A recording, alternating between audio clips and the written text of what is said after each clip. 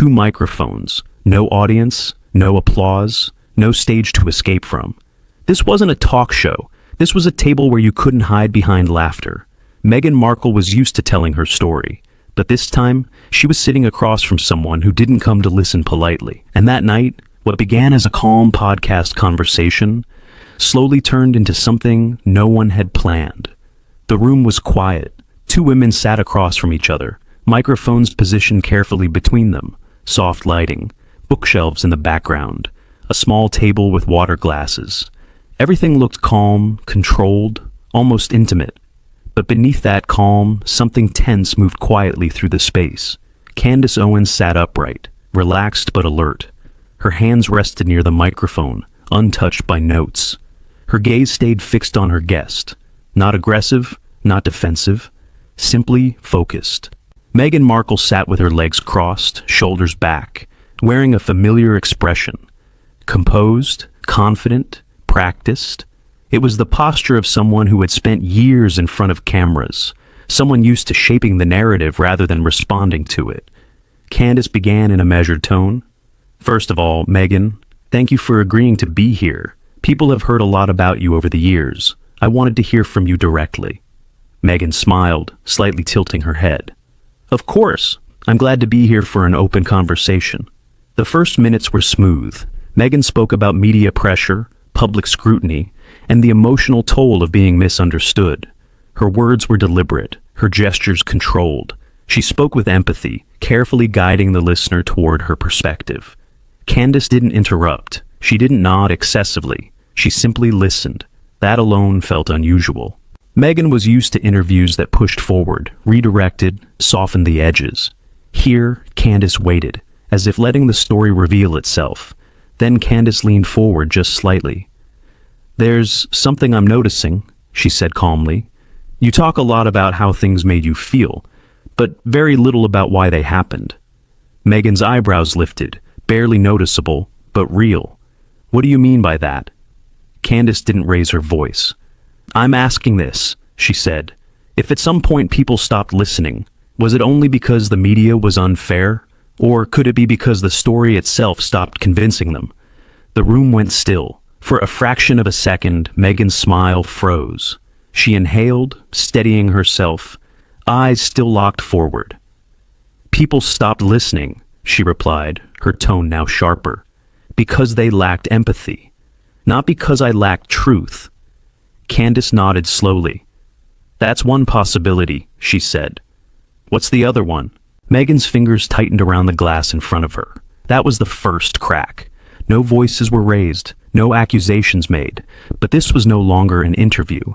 It was the moment control began to shift, and Meghan Markle could feel it. Meghan took a slow sip of water, buying herself a second. The pause wasn't accidental, it was strategic.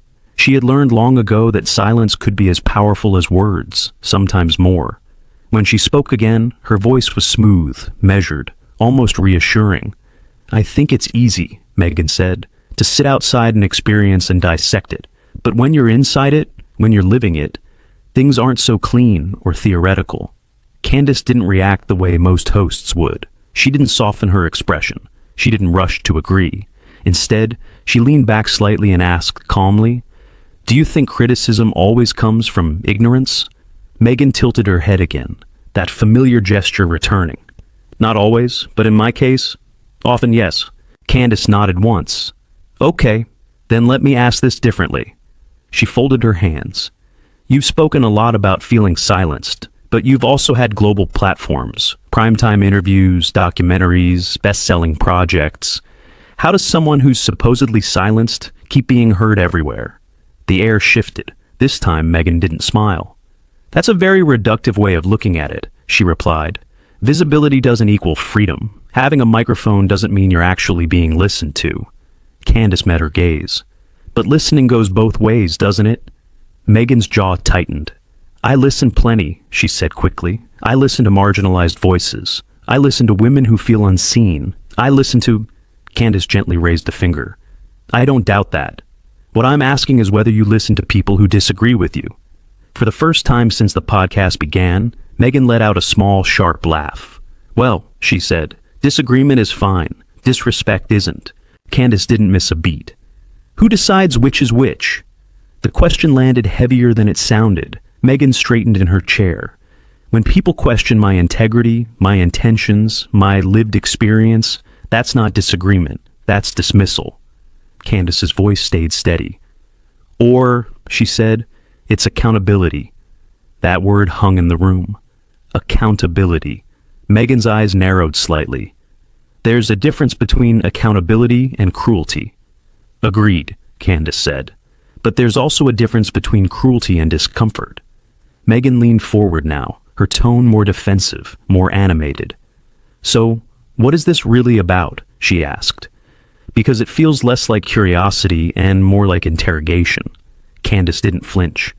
It's about patterns, she said. Every institution you've been part of is described as toxic once you leave it. Every disagreement becomes harm. Every critique becomes trauma.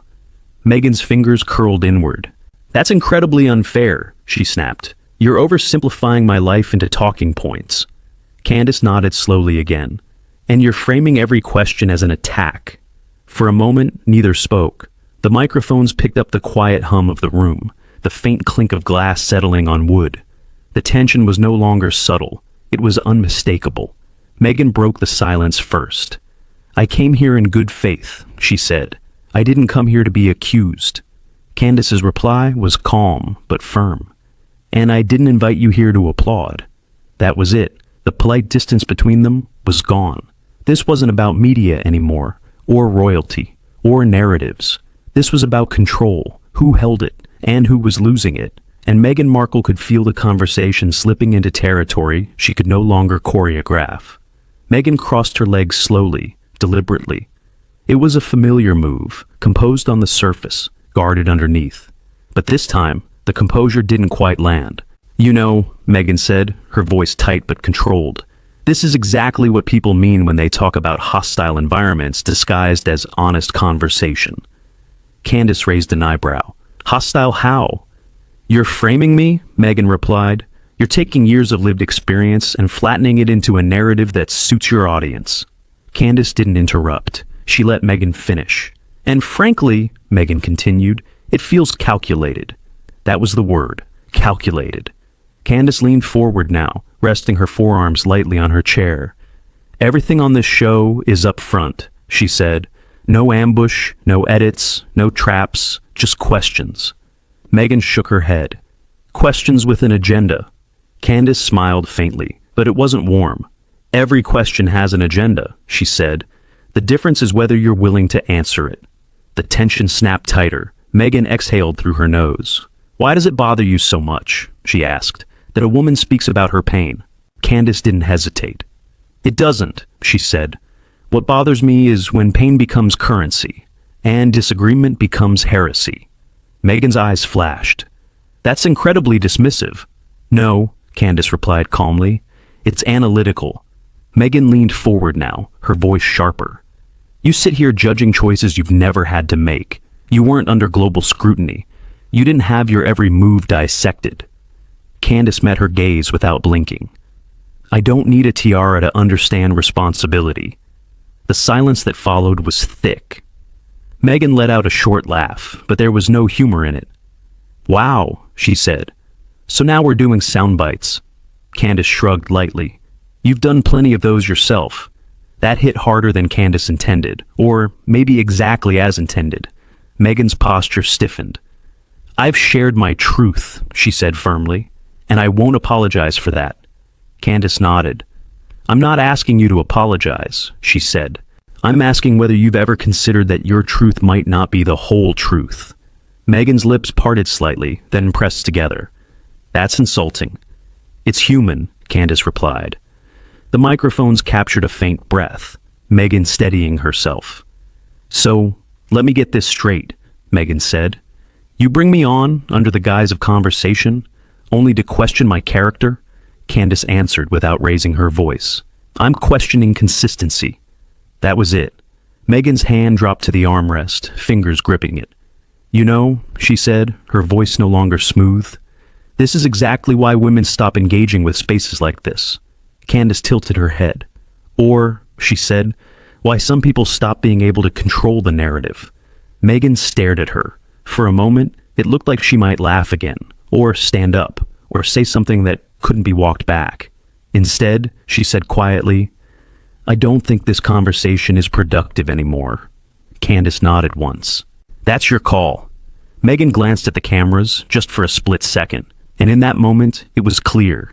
This wasn't going the way she planned, not even close. The tension wasn't just rising anymore, it was about to break. For a few seconds, no one spoke. The microphones picked up the smallest sounds, the faint hum of the studio lights, the soft shift of fabric as Meghan adjusted in her chair. The silence wasn't awkward anymore. It was heavy, final.